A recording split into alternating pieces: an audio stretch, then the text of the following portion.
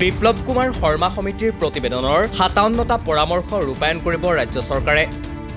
Lakhimpur cabinet বৈঠকত প্ৰস্তুত ৰূপায়ণৰ ৰূপৰেখা। ১০টা পৰামৰ্শ কেন্দ্ৰলৈ ঠেলিলে ৰাজ্য চৰকাৰে।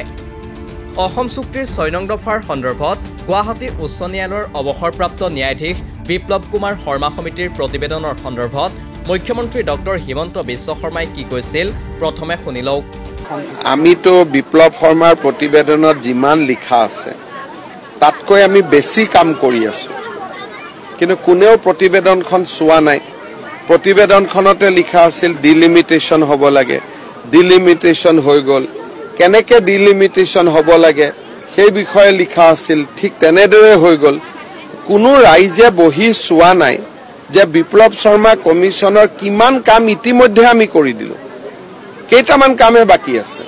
গতিকে এবাৰ যেতিয়া পইণ্ট বাই পইণ্ট আমি কথা পাতিম তেতিয়া আমি কম। আৰু মই এইবাৰো বিধানসভাত দিছো যে এপ্ৰিলৰ বিধানসভাত আমি হোৱাইট পেপাৰ যে বিপ্লৱ শৰ্মা কমিশ্যনৰ কিমান কেইটা কাম ইতিমধ্যে হ'ল।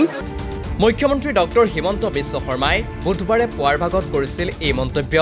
তাৰ পাছত একেটা দিনৰ নিশাৰ ভাগলৈ মুখ্যমন্ত্ৰীৰ মন্তব্য শুনক। আজি আমি জাষ্টিছ বিপ্লৱ শৰ্মা কমিটিৰ ৰিপৰ্টটো কেবিনেটত পুংখানুপুংখভাৱে আমি আলোচনা কৰিলো। আৰু আলোচনা কৰাৰ পিছত ইয়াত টোটেল ৬৭টা ৰিকমেণ্ডেশ্যন আছে, 67 ৰিকমেণ্ডেশ্যন।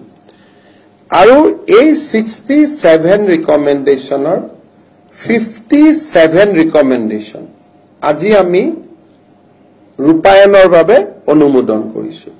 অৰ্থাৎ জাষ্টিছ বিপ্লৱ শৰ্মা কমিটিৰ ৬৭টা অনুমোদনৰ বিপৰীতে ৫৭টা অনুমোদন আমি ৰূপায়ণ কৰাৰ বাবে সিদ্ধান্ত গ্ৰহণ কৰিছো। বুধবাৰে লখিমপুৰত অনুষ্ঠিত হয় ৰাজ্য চৰকাৰৰ কেবিনেট বৈঠক। এই বৈঠকতে অসম চুক্তিৰ ৬ নং দফা ৰূপায়ণৰ সন্দৰ্ভত গুৱাহাটী উচ্চ ন্যায়ালয়ৰ অৱসৰপ্ৰাপ্ত ন্যায়াধীশ বিপ্লৱ কুমাৰ শৰ্মা সমিতিৰ প্ৰতিবেদনৰ সন্দৰ্ভত বিতংকৈ আলোচনা কৰা হয়। বৈঠকৰ অন্তত সংবাদমেল সম্বোধন কৰি মুখ্যমন্ত্ৰী ডক্টৰ হিমন্ত বিশ্ব শৰ্মাই সদৰি কৰে এই কথা।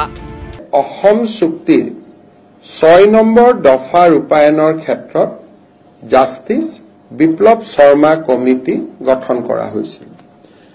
আৰু কমিটিৰ ৰিকমেণ্ডেশ্যন দিওঁতে আমি কৈছিলো যে কমিটি আমাক ৩ বছৰ এই বিষয়টো পৰীক্ষা কৰাৰ কাৰণে সময় দিছে। আৰু আমি পৰীক্ষা নিৰীক্ষা কৰি আমি ৰাজ্য চৰকাৰৰ আওতাৰ ভিতৰত অহা ৰিকমেণ্ডেশ্যন বিলাক আমি ৰূপায়ণ কৰিম। আৰু যিখিনি কেন্দ্ৰীয় চৰকাৰৰ আওতাত আহে তাক আমি কেন্দ্ৰীয় চৰকাৰৰ সৈতে আমি টেক আপ কৰিম। ইপিনে অসম চুক্তি স্বাক্ষৰকাৰী সদৌ অসম ছাত্ৰ সন্থা আৰু আন সংগঠনেৰে এই ৫৭টা পৰামৰ্শ ৰূপায়ণৰ বাবে ৰাজ্য চৰকাৰে আলোচনা কৰিব বুলিও সদৰি মুখ্যমন্ত্ৰীৰ। এই পৰামৰ্শসমূহ ৰূপায়ণৰ বাবে কেবিনেট বৈঠকে ৰূপৰেখা প্ৰস্তুত কৰাৰ লগতে ৰূপায়ণ কৰাৰ সময়ো ধাৰ্য কৰে।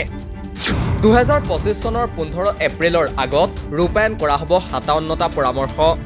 সদৌ অসম ছাত্ৰ সন্থা আৰু আন সংগঠনসমূহৰ লগত কথা পাতি আমি ৫৭টা ৰিকমেণ্ডেশ্যন ২০২৫ চনৰ ১৫ এপ্ৰিলৰ আগতে আমি ৰূপায়ণ কৰাৰ বাবে আজি কেবিনেটে এটা ৰোড মেপ এটা আমি প্ৰস্তুত কৰিছো। আমাৰ কমিটি টোটেল ৰিপৰ্ট আছিল 67, তাৰে ৫৭টা আমি ইমপ্লিমেণ্ট কৰিম। আনহাতে ৫৭টা পৰামৰ্শ ৰূপায়ণ কৰিবলৈ যাওঁতে জনজাতীয় ভাষা সংস্কৃতিৰ ওপৰত যাতে আঘাত নপৰে তাৰ বাবে ষষ্ঠ অনুসূচীৰ অঞ্চলৰ কৰ্তৃপক্ষৰ অনুমতি ল'ব লাগিব বুলিও প্ৰকাশ মুখ্যমন্ত্ৰীৰ। ভাষাৰ ক্ষেত্ৰত বৰাক উপত্যকাৰ ৰাইজৰ অনুমতি ল'ব লাগিব বুলিও মন্তব্য মুখ্যমন্ত্ৰীৰ।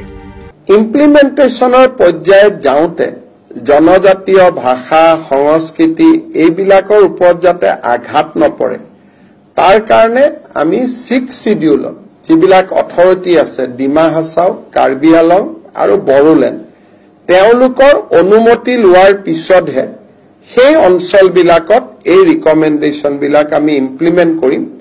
তেনেকে ভাষাৰ ক্ষেত্ৰত কেইটামান ৰিকমেণ্ডেশ্যন ইমপ্লিমেণ্ট কৰাৰ আগতে আমি বৰাক উপত্যকা ৰাইজৰো অনুমতি ল'ব লাগিব। কিন্তু বাকি ৰিকমেণ্ডেশ্যন 6 শিডিউল আৰু বৰাক উপত্যকাক বাদ দিলে 57টা ৰিকমেণ্ডেশ্যন আমি লগে লগে আমি ইমপ্লিমেণ্ট কৰিম।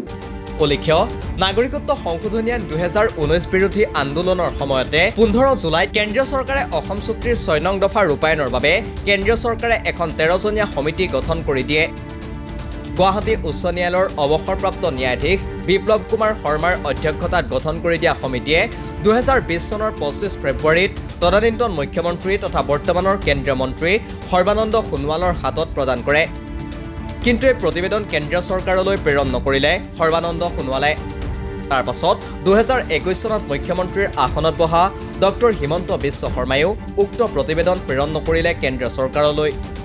সদ্য সমাপ্ত অসম বিধানসভাৰ শৰৎকালীন অধিৱেশনত মুখ্যমন্ত্ৰীয়ে উক্ত প্ৰতিবেদন কেন্দ্ৰীয় চৰকাৰলৈ প্ৰেৰণ কৰাৰ প্ৰয়োজন নাই বুলি মন্তব্য কৰিছিল। তাৰ পাছত বুধবাৰে লখিমপুৰত অনুষ্ঠিত কেবিনেট বৈঠকত উক্ত প্ৰতিবেদনৰ 57টা পৰামৰ্শ ৰূপায়ণত দিয়ে অনুমোদন। নিউজ ডেস্ক ৰিপোৰ্ট, দি ক্ৰছ কাৰেণ্ট।